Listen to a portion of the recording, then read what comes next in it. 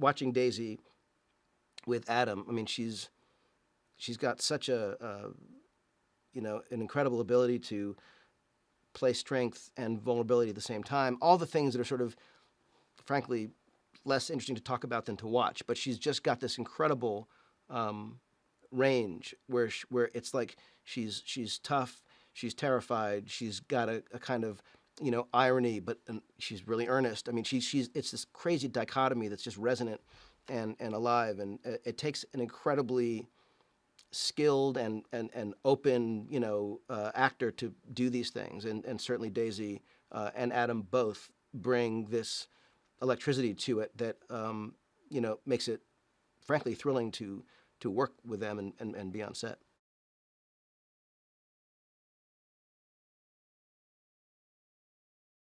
John is just such a wonderful actor and has just such a great range and an amazing sense of rhythm and humor. And I mean, he's so funny. His delivery is great, and he's a wonderful actor to work with to bring this particular character to life.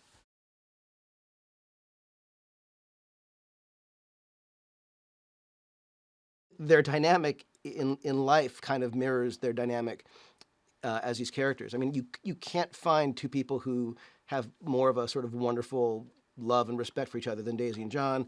You know, Oscar and John are literally hysterical together. Oscar and Daisy have a wonder. I mean, it really is this lucky thing where we happen to cast these actors who bring these characters to life, and yet at the same time, what the story that we're telling strangely mirrors the dynamic that they have on set. So it's a funny thing, kind of watching watching them when I say cut, they're sort of still just doing their thing because that's naturally who they are. It's kind of wonderful.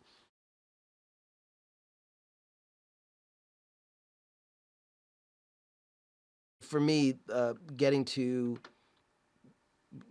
watch him conduct, hearing the music that he's written, being part of at all, his remarkable body of work was just an opportunity I could not possibly say no to.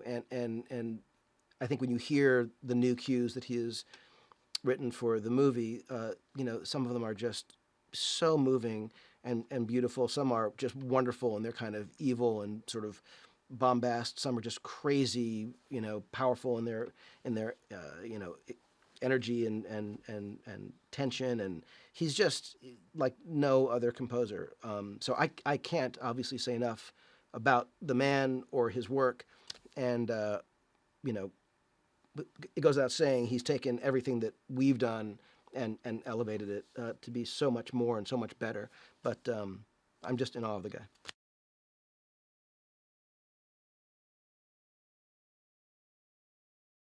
Star Wars has changed my life in a lot of ways. It's given me and those I've worked with, I think, the opportunity to do things, be places, collaborate with certain people, tell certain stories that I think we probably wouldn't have been able to otherwise, and certainly grapple with all sorts of logistical and practical,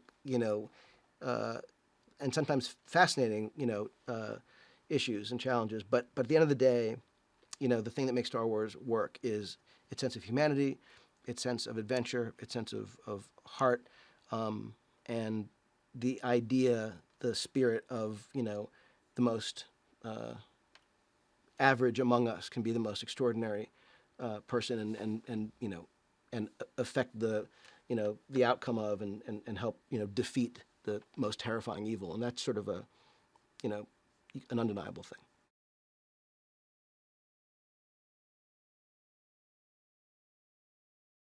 The thing that JJ said to me when we first met, first meeting the first time, was that I imagine a journey of a character where it's almost the opposite, just isolating the original trilogy. That the journey of someone who, the opposite of Vader, where Vader starts the most confident, the most experienced, and over the course of 3 films, is chipped away till he's his most vulnerable. And he had the idea of starting someone at that place and doing almost the exact opposite at the start of the third movie. I didn't know at that point how the third movie ended, but someone who almost starts the most vulnerable and the most susceptible, and kind of gradually becomes more and more hardened with experience he's had, gets deeper and deeper into the dark side.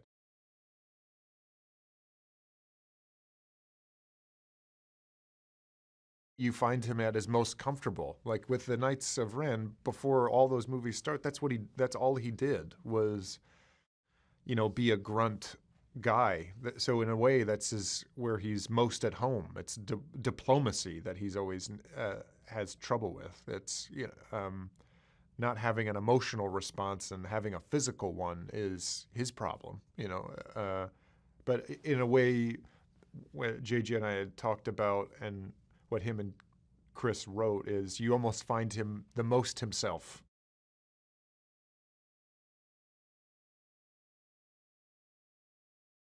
Working with Ian, I was really excited by, and but you get on set and you can't help but have him, get hit with, reliving these movies live, which is a pretty rare thing to have happen. You actually you get to act with,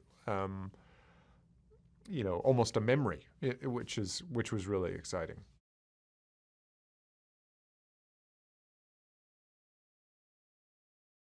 The stunt team was, paramount. I mean, as they always are, but this one in particular, because there's so much fighting, But Eunice has a energy and a assuredness and a confidence that is really exciting to work with.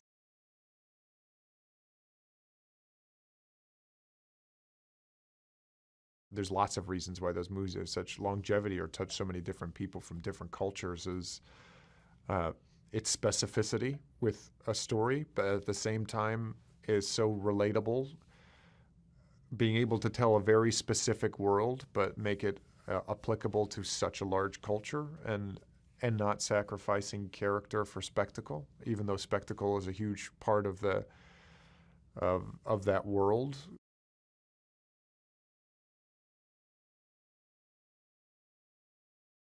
Yesterday was my last day ever, I think, on a Star Wars set, at least as far as 3PO is concerned, because finally I did the last shot on episode 9, and it was strange for me, and quite moving, quite sort of, as they say, bittersweet moment. Making movies is hard work and fun, and the great joy for me, of course, is throughout Star Wars, I've been C-3PO all through the episodes, 1 to 9 now, and to finally hit the end was quite something. To have actually managed to survive this long, in every sense of the word, was it was a telling moment.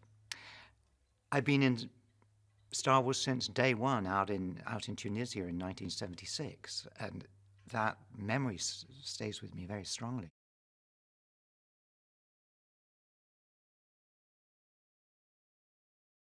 3PO's never been a kind of protagonist. He's not the big hero character, of course, and he's more reactionary than somebody who actually promotes the action. But here he's with a group of people, Poe and Finn and Rey and Chewie, going off on this adventure to find the thing. It's always finding the thing, isn't it? And he's there in the thick of it. And above just being part of a delightful team, JJ and Chris wrote kind of sequences where other things built up. So 3PO's always had some kind of antagonism between him and another character. It used to be Han Solo was always really, really very rude to 3PO, very dismissive. But very good drama, It was delightful working with Harrison like that. And now in this one, you have Poe, Oscar Isaac, what can I say? Adorable, brilliant. And somehow within the writing, Poe just gets irritated with 3PO all the time. And 3PO is kind of oblivious because Poe's a really nice guy and he's kind of subtle about being irritated by 3PO.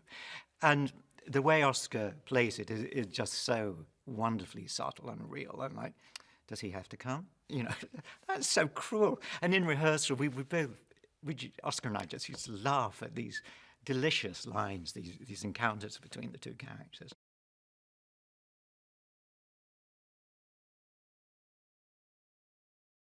When we first arrived in the desert, out in Jordan, about 45 minutes drive from Aqaba,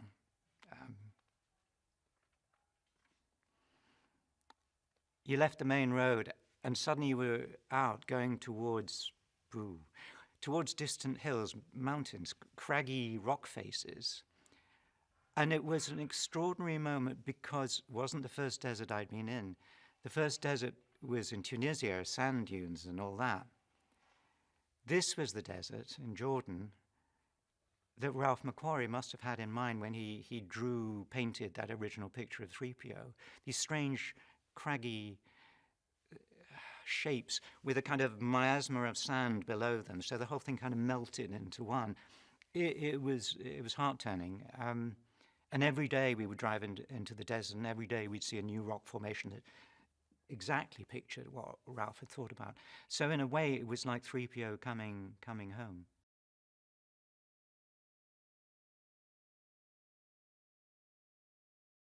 When you're an actor, you're always looking forward to doing some interesting things, and it was presented to me, and it wasn't a question of it being a leap of faith. I mean, I felt very fortunate. I felt very lucky. Listen, it's all an adventure, and that's the beauty of it.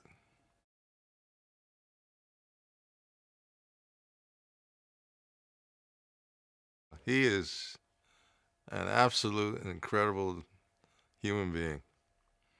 Now, again, that's one of the high points of my career, working with JJ. So imaginative and so much fun. It was one of the best moments of my career.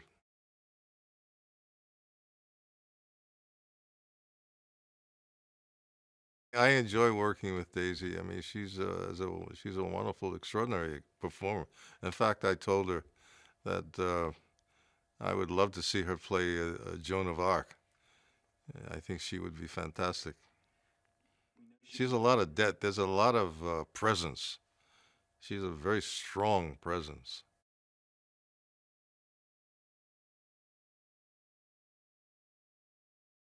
Well, I think bringing all of us back in one way or another, I think is a great idea. So many people love those, especially those particular characters, me included. So I think this is going to be very big for a lot of people, for a lot of the fans. So I think they're looking forward to this. Is going to be huge. It's a great idea to somehow continue the whole relationship between these people.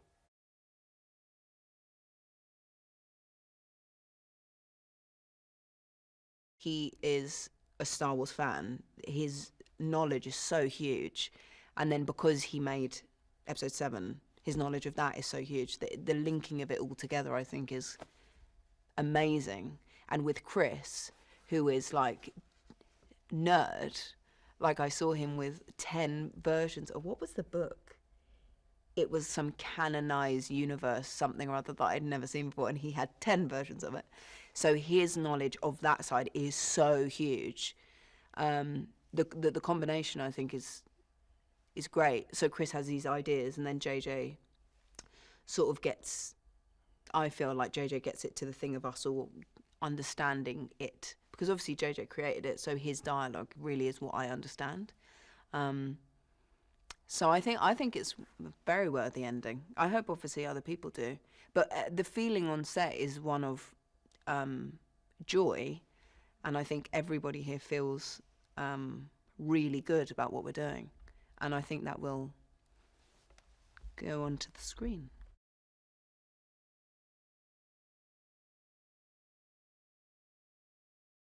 It's been really fun because I hadn't properly worked with Oscar before. We'd done like 2 tiny scenes together. And so when you come in, we are, I think the first time you see us on screen, we're arguing. And JJ's thing was, it's been like a year, I think, since The Last Jedi, a year or 2 or something. And so he was basically like, your relationship has grown off screen. It's just the audience haven't seen it. And to come into a bit of a frictious friendship is really fun, because that's how friends are. They're like, you're annoying, shut up, I'm trying to do the right thing, so are you. And I really liked that. It was really fun playing that with Oscar too. And then John always being the guy that's like, oh my God, can we move on? It was great. It was great. And there are moments in it that are so sweet, so sweet. And there was a scene in the film where we sort of just hug for ages. And it was weird because we did it months ago, so we weren't even close to finishing, but it was so moving. And I think really that was the thing that made me think, this is the last one. Like, it's crazy.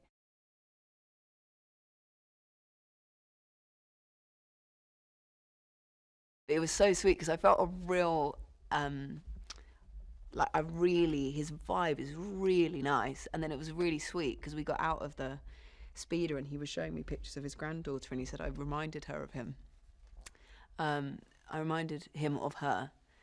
And I was like, oh, that's nice, because I sort of felt very like moved being with him. And then I thought, oh, maybe, I guess this is why, because there was some sort of connection. But he's such a suave man. He's just great. And I think in this, it is really moving, the stuff he has. It's great, and then it's really moving all of a sudden. Yeah, it's great, it's back.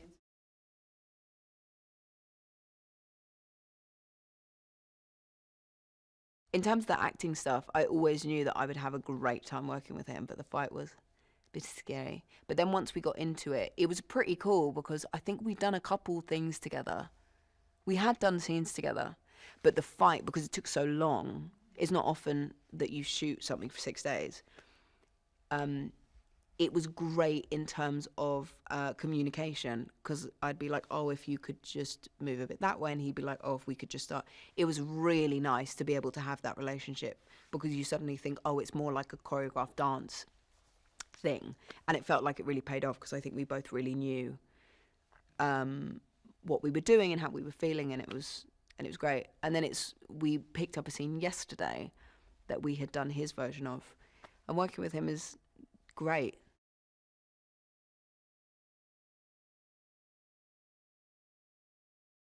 I think it will be really moving. I've found it's really emotional for me, at least, and I think it has been for other people. But it's really big themes that are sort of, if you took away the space element, it's just like people trying to figure it out and confronted with these really difficult obstacles. And that, I think, is the transcending thing of you could take this all away, and obviously the space thing is the thing, it's Star Wars. But it's these really moving small and big stories that are all interlinked, and how one thing cause and effect, like one thing, how that's affecting the fate of the galaxy. So hopefully people will feel that watching it.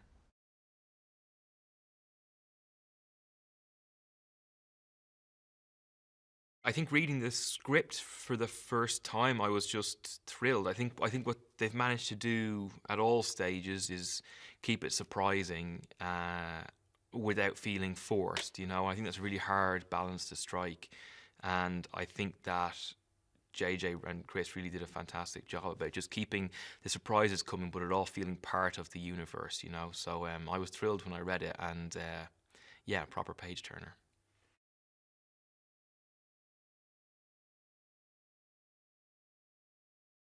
I think as soon as you meet the First Order in this one, it's very clear that Hux is not vying with Kylo Ren for supremacy anymore. So the dynamic has changed utterly, because before they could both run to Dad, they could both run to Snoke and say he's misbehaved, and that's gone now. You know, Kylo Ren is in charge, so he still makes fun of Hux, and Hux is still at the end of some pretty stinging kind of jabs and stuff.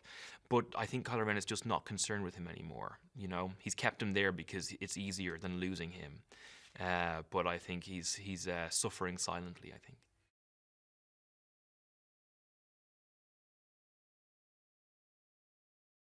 I think objectively, Hux is evil. Because his action, I mean, what defines you are your actions, and his actions are appalling. Despite the fact that some of them end up working out for the good side, his actions over the course of 3 films is just like, there's many, many, many people died because of what he did. So I don't think you can think of him as a good person. And he did it all for personal glory and for because he was scared of something that was different. So yeah, I think objectively he is about as bad as a person can be. But he thinks he does it for the right reasons, you know. But it doesn't make it right.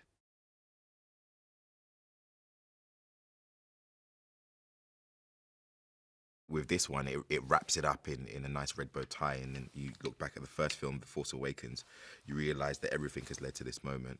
And for me, discussing that with JJ and talking to him about it creatively was something that was always a main topic for us, but something that I'm very, very excited about. You know, it felt nice to stand there with, and it's just me, Daisy, and Oscar. I'm kind of like, oh wow, like this is truly it. Like the 3, you know, main characters in this story, and it's a blessing and an honor.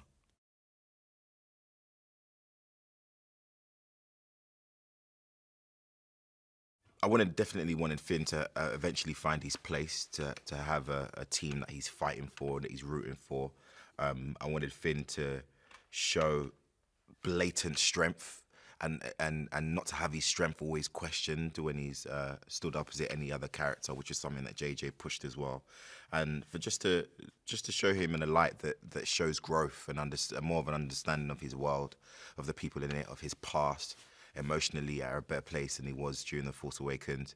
And that's, I think, JJ's, you know, just reading the scripts, he's just ticking boxes, hitting the nail on the head with these scenes, being able to do that and be able to explore more about Finn.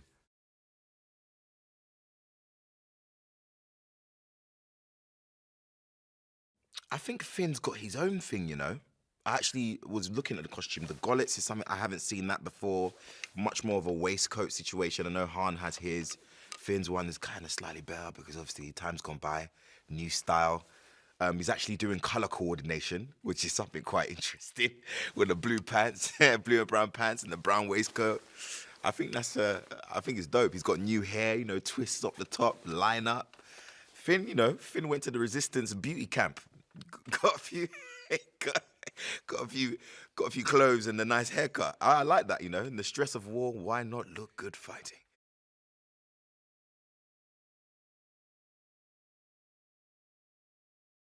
Billy D, that was cool. That was cool. Everybody knew when Billy D was coming to the set for the first time. I think I even dressed up a specific way just so that if he so happened to want a picture, I'd look slightly in color coordination with his style. You know, the round collared shirts. He's the suavest man out here, and it was great working with him. It's good to see Lando back. Another connection to the past that is very much needed. And it's good to see Lando come back in a role where he's actually here to help fully, which for him as a character, I'm sure that's a great arc, you know, considering where he came from and his relationship with Han. But it's nice to see him in the suave yellow shirt with the cape. I was just looking at him like, I want a cape. For no reason. He don't even fly, he's got a cape. It's ridiculous. Suave man.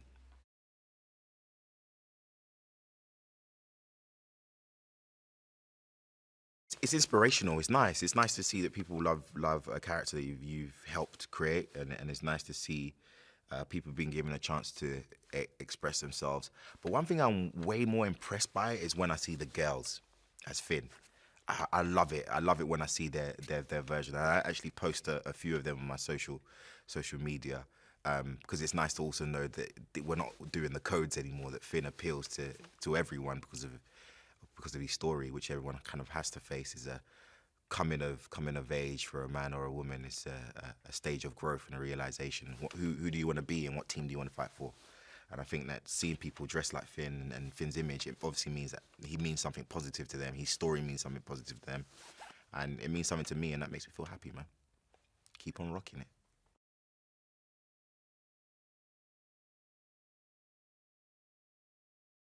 He is a marvelous man and a spirited director, and we can be grateful to him for so many things, not the least of which is finding Daisy Ridley.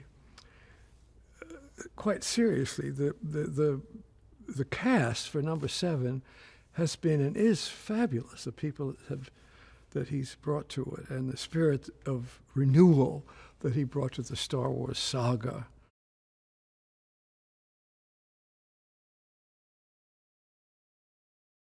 To go back to the beginning of all of this Star Wars business, I mean, the London Symphony, who contributed enormously to the energy and the sound of what Star Wars has been. An anecdote which probably will only interest those members in the orchestra in London, but the first day we did Star Wars with the big high C that starts it was the first day that a trumpeter called Maurice Murphy had been admitted as a member to the London Symphony Orchestra. So the first service he did with the London Orchestra was Star Wars recording number 1, and he came into the stage and blew that top C, which sort of blew the world's head off. And he's no longer with us, I'm sorry to say, but the story illustrates what energy and virtuosity that these orchestras bring to films in general. I always love to go out and do concerts of film music and play without film, and the audience is amazed at how the difficult things that orchestras do, the notes and the complications and all that, 90% of which goes unnoticed when you're watching the movie. You don't realize that that's happening to your ear and to your heart.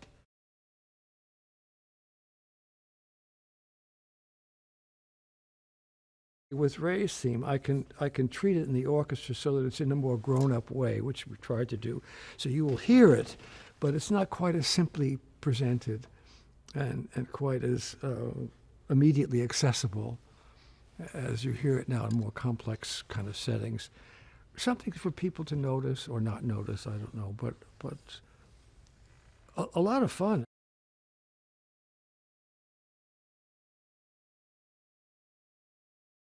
Well, the legacy characters are fun, of course. I didn't expect to see Lando again. And I love seeing him in this film. And every time we see him, I think, correct me, I think the orchestra does something joyful. There's something in his face that you want to see. And Billy Williams he made a picture with Diane Ross some years ago about Billie Holiday where he was very young and very gorgeous. And he still is, he's still a dream. He talks about giving his love to Leia in the film, and it's delicious.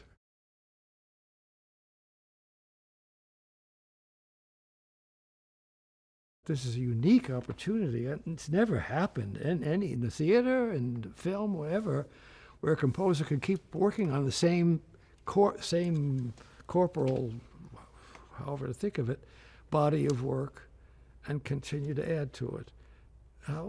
What a privilege is that?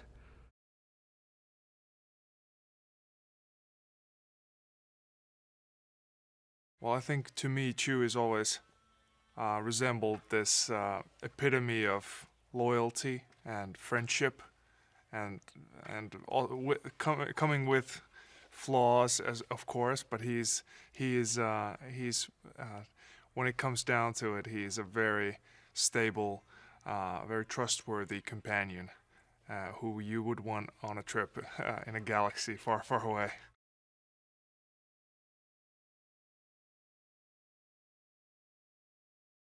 That was one of the coolest things I've ever done, because it just to get to be in a same speeder with Daisy, who is just I see her as a Jedi nowadays. I mean, she's so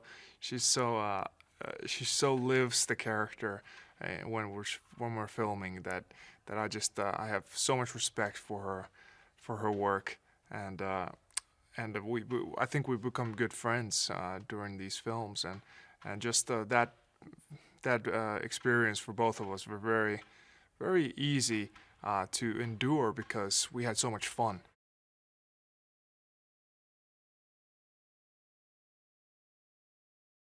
I met Billy quite a few times before this movie, and to just meeting him for the first time after he's been announced as cast in this movie, it's just he's such a friendly, honorable man, and to have him there sit beside me on the Millennium Falcon just felt like this flash of memories from the original trilogy, and how much his benign personality, and just this kind of, he's such a warm soul.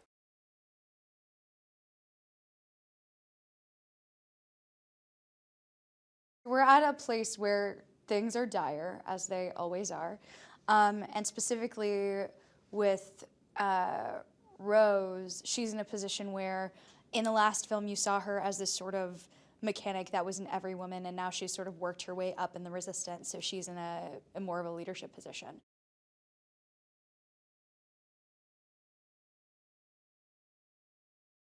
It was incredible. I mean, there were so many times walking on set, I would just think to myself how many months it took for people to build this as well as design it.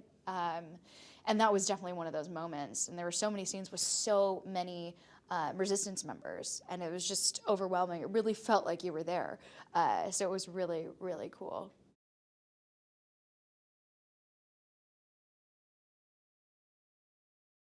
I think it's really cool to see Rose in a different way in this film. I think in the first one, you very much saw her as someone who was protecting, I mean, she still is very much protecting the people that she loves, but there's a little more physicality in this one, which I think is gonna be really, really cool. There were so many scenes that we would shoot that I felt like I was in a video game. It was seriously wild. Yeah, so I'm really excited.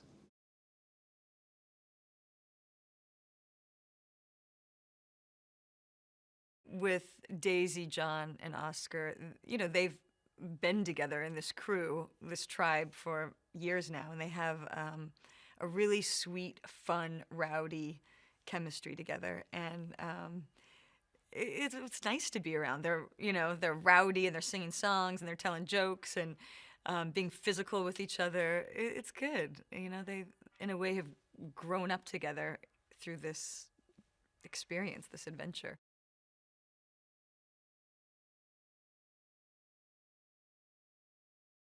Unbelievably, whether it's shooting this tiny, intimate, emotional series about a girl going to college in New York, or this massive, epic Star Wars series, he's the same. JJ's the same. He just dreams big. I don't know how else to put it. He uses more of his brain than I do, certainly, and he's good at it. He loves movies. He loves them, and that's so apparent in his work. And he's just fun to work with, and I think that's why he succeeds.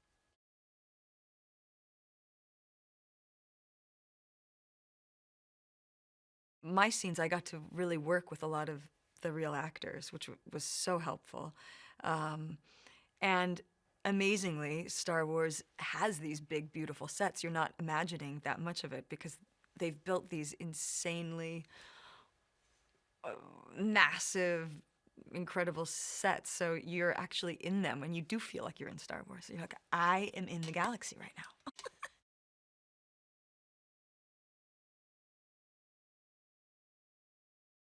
I always thought it was so smart of George to include a character that was so accessible to young people.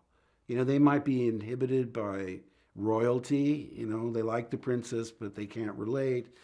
They like Han Solo, but he's a gambler and a scoundrel and a rogue and all those things. And there's a wizard that, again, is magical and scary characters like Darth Vader. But of all the characters, Luke was a simple farm boy. And the young people could relate to that. Like, oh, I could do that. Or I would feel comfortable being around him. So I thought that was a really smart move. And I hope that if there's any lasting legacy of the character is the idea that you can accomplish anything you want if you believe in yourself and are selfless and willing to do what's right for the greater good. You know, he was a symbol of optimism, and I think that's probably the most satisfying aspect of the character.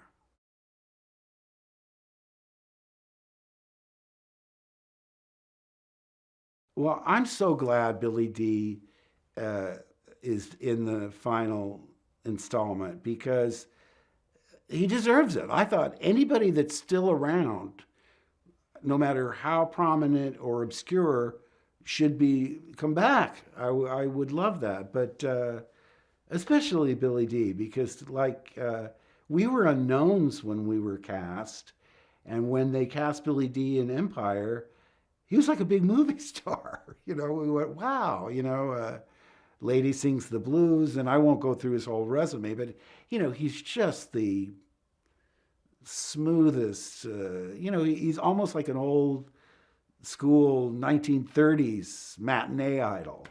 And he's just a really wonderful guy and fun to be around. And, you know, he saved my life in Empire, so I owe him that.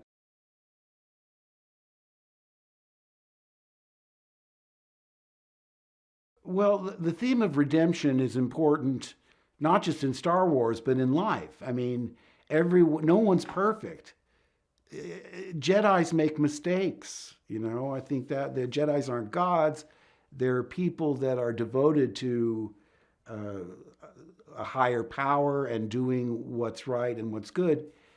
But I think it's comforting for people to the idea that despite having done wrong, either intentionally or unintentionally, they're able to right those wrongs and be forgiven. You know, action speaks louder than words, and everybody deserves a second chance.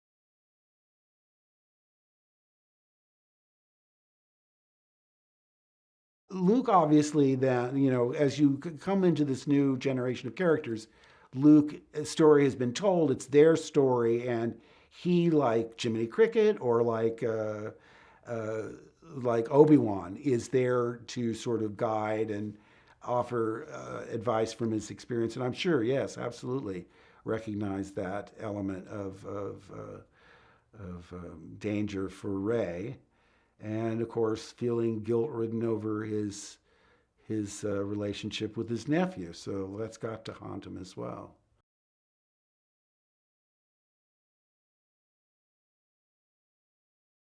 I've been working with Eunice and her team with the different ways that Jannah moves around, from like dismounting off of her oarback, or, you know, climbing, and how she fights, how she shoots her bow and arrow. So it's like a constant like language that we're trying to build up with her, so that she really comes across as a trained fighter, and someone who is really adapted to working with the tools that she uses to fight and survive. And it's been incredible.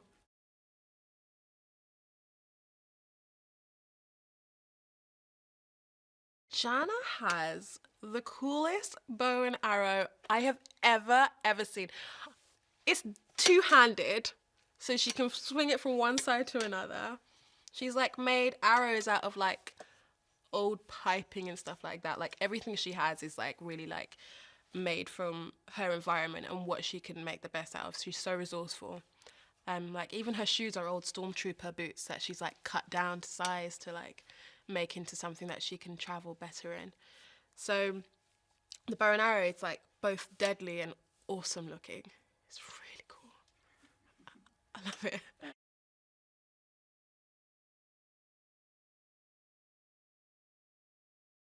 I think what Janice sees in Rey is that she is going through what I think is a very universal human struggle of dealing with your dark side and your light side and trying to, in any case, figure out what's right for you, but also what's right for the wider community, and in Rey's case, the universe.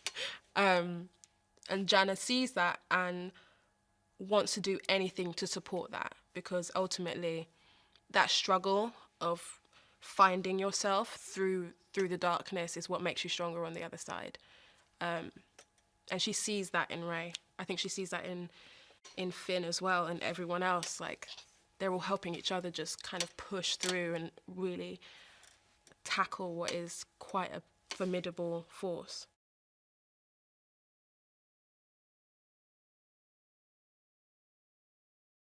This episode 9, what JJ and Chris have done it's a monumental task. They've had to really find a way to encompass the entire Skywalker saga that's lasted for 40 plus years, and to find a way to meaningfully make it all feel both surprising and also inevitable.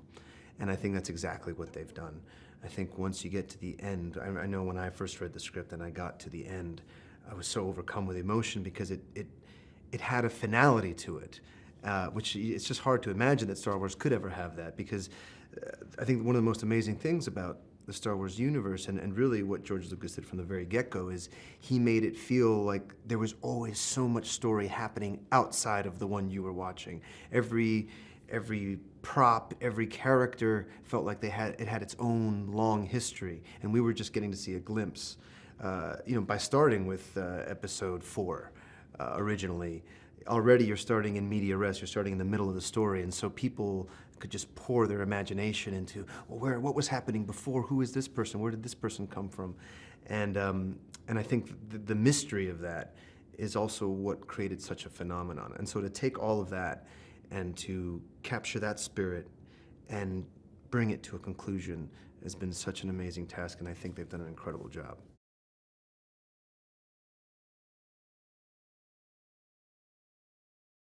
My first day on set was in the Millennium Falcon next to Jonas as Chewbacca, and then these crazy new aliens in there, and JJ just screaming all sorts of stuff at me to do this and do that, and it just there's just an energy to it. And also the thing that JJ brings is he brings so much fun. Lots of music in between takes. He'll beatbox randomly onto a microphone. He'll just say really dumb jokes on the microphone, and it just gives a looseness, and it just reminds us that we're also playing. We're playing in this imaginary world, and at the same time, it can get super serious and tries to get to a real profound truth with these characters and what they're up against, but at the same time also finds the joy of it.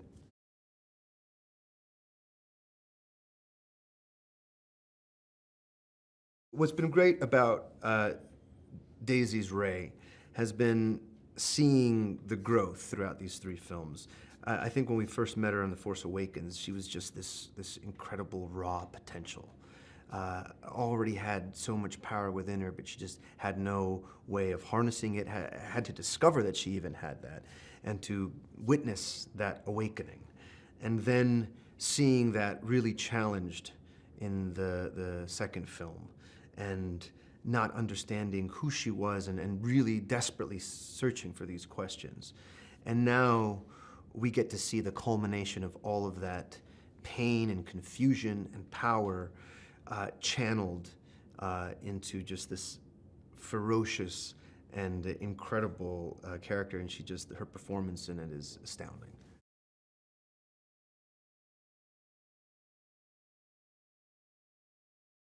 I think the other thing with John and the exciting thing about episode 9 is that this was a real chance for us to really work together. Thankfully, JJ and Chris Terrio were like, all right, we've kept them far apart enough. Let's put these guys together, and so we really get a chance to interact and to have fun, and then also to get into fights together. The tension really escalates between us the way that it does with people that are so close. And I think through that, my friendship with him just, got deeper and deeper, and I think you really see that come across in the movie.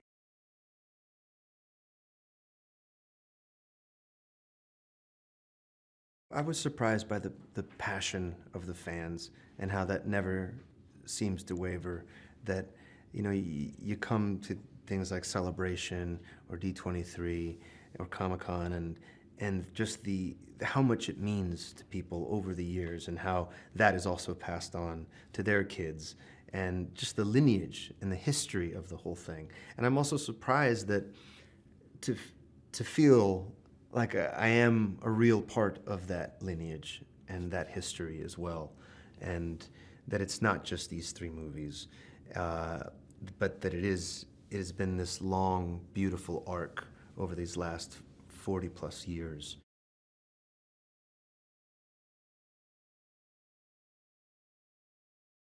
He is somebody that has absolutely no sense of humor, plays the highest status, and has an ambiguous attitude towards Kylo Ren. And I think, like all very ambitious people, and somebody who is of a certain age, which he is, there's a feeling that he is out for himself and would kill or do whatever was required to get ahead. So utterly ruthless and, working while apparently giving obeisance to Kylo Ren. I had no doubt in my mind that he thought, well, he could do a better job. So I suppose that's the nature of these kind of men.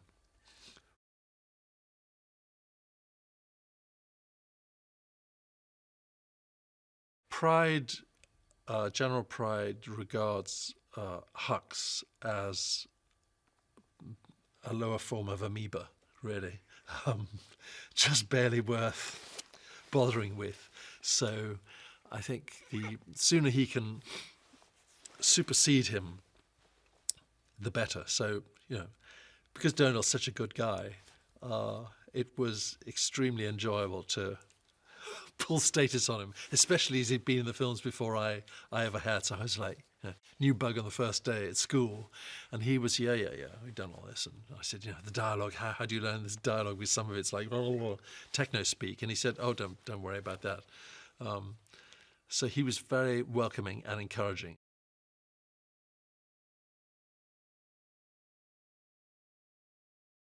When you are facing somebody who is wearing a mask on top of that head, it is intimidating, because in real life unless somebody's covered in a balaclava, you can see the person's eyes and you know what you're dealing with. You've got somebody dressed like him with this incredible presence that he has, physicality. It is, just by its nature, intimidating. Added to that, there is the intensity and commitment that he brings to playing this part. So the combination of the two make for an intimidating presence.